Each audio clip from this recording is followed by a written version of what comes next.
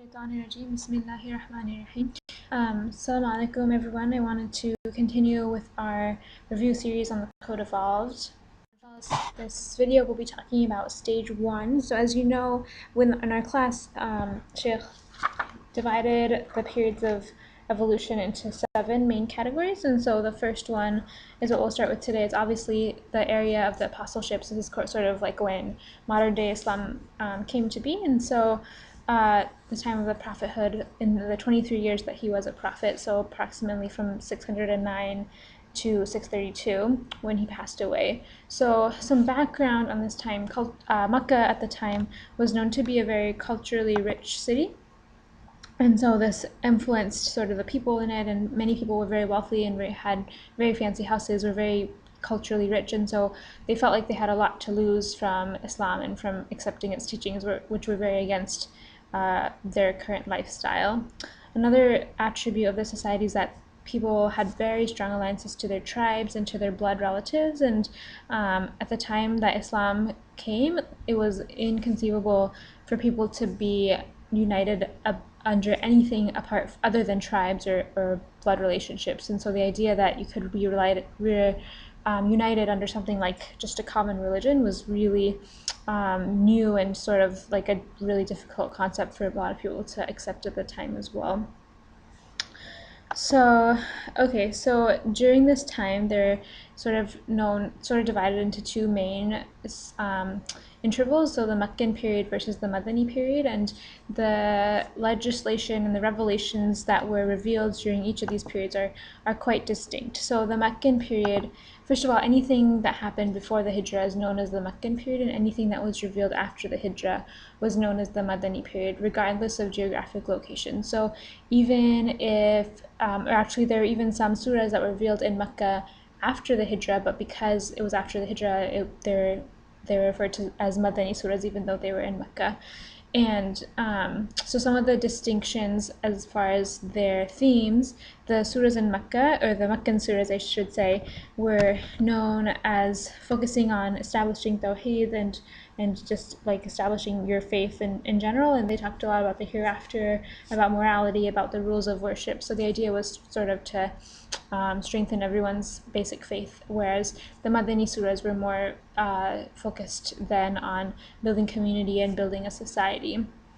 So some of the things that were revealed in the Meccan period were things like rulings on Dhabiha, rulings on Salah, or talking about Salah anyways, and some of these like basic aspects of worship, some codes of morality. Whereas in the Madani period, they were more focused, like I said, on building community. So they talked about rules of trade, of commercial law, and then the penal system was a big thing that was revealed during the Madani period.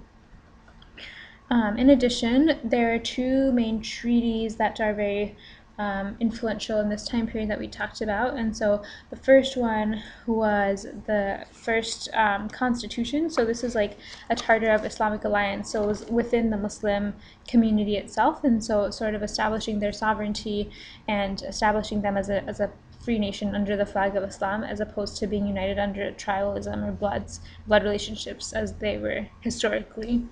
And so the other treaty was the first inter-Muslim relationships treaty. So this one is a cooperation pact with the Jews, and so this is also a very unique thing because the Jews are a minority group, but in this treaty that they established that the Jews would also be treated as equal citizens and that they would be given respect and be considered as part of the Muslim community. So both were very powerful treaties that came out during this time that we should we should know about. Okay, so to go into more of the sources of legislation, so the first one obviously during this period was the Quran itself, and like we talked about, there's the Meccan versus the Madani period of legislation, and there's also, in addition to the differences in the themes of the things revealed, there's also differences in like the words and the ayah themselves. So some of the distinctions that we should be aware of are, for example, the Meccan Quran, which was known for having like shorter ayah, kind of stronger statements. The tone was very different from the Madani Quran. Many of the ayah in the Meccan Quran would start with Ya ayyuhan nas, so which means like, oh you people. Whereas the Madani Quran was known to have longer ayah, has longer dialogues between believers. The tone is a little bit different, and which is like pretty obvious. I mean, even for someone that doesn't understand Arabic, you can usually sort of feel or hear the difference in tone between the two types, or between the two periods. And then is also more, instead of Ya ayyuhan nas, a lot of Madani surahs had the verse Ya ayyuhal ladhina amanu, which means oh you who believe. So also just sort of emphasizing that different tone. Okay, so the basis of legislation in the Quran, things that it was known for that kind of distinguish it, is that first of all, it was known for its brevity. So it talks a lot about laws, but it talks more about the haram than the halal, because the idea is that like everything by default is halal unless otherwise mentioned otherwise. So everything that was haram was explicitly mentioned, and everything else is sort of assumed to be halal. And then other things, so the Quran was actually revealed in part to remove difficulties. And so even though, unfortunately, in our society it's often criticized for being very harsh, at the time of revelation, it was meant to remove a lot of difficulties from society. And so and it's too bad that people don't necessarily appreciate that now.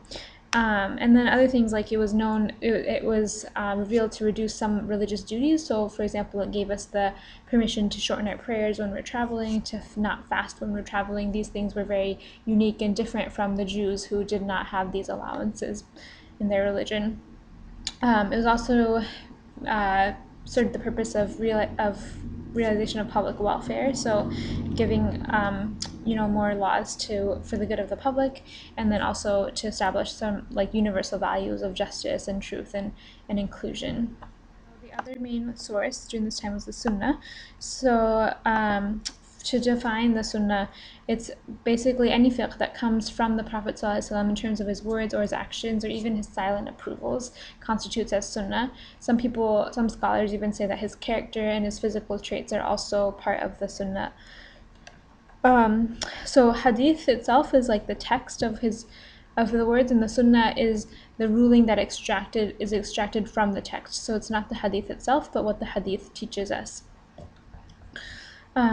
The basis of the legislation from the Sunnah are that it was meant to sort of interpret and implement the laws of the Quran. So for example, the Quran mentions as-salah, but it doesn't tell you how to pray, and it's only from the Sunnah that we actually learn the rules of prayer.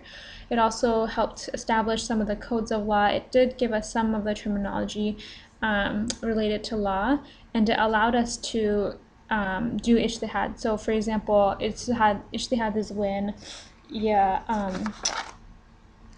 people make a human effort to sort of extract the laws from the Quran and Sunnah. So an example is like when there's a group of Sahaba that were traveling to Banu Qurayza, and there was a debate as to whether or not they should pray on the way to Banu Qurayza because the time for Asr was passing, or if they should delay it and pray late after they had arrived. And the group sort of split into two camps, and then each half of them prayed on the journey and half of them prayed late after they had arrived. And Muhammad ﷺ later said that both of those were acceptable. So that's an example of ijtihad. There was also a group called Quraniyun, which were people who thought the authority is only from the Quran and they don't believe in Sunnah. So something to be aware of as vocab goes. So overall, just to summarize some of the characteristics of fiqh in this period, this was, of course, the very first part of the evolution of fiqh, the very initial stages of Islam. So a lot of the terminology was not introduced. Fiqh at this time was not considered an independent science, and there was no documentation of fiqh as well. So basically, very, very early. All right, so that is the conclusion of stage 1. Assalamu alaikum wa rahmatullah.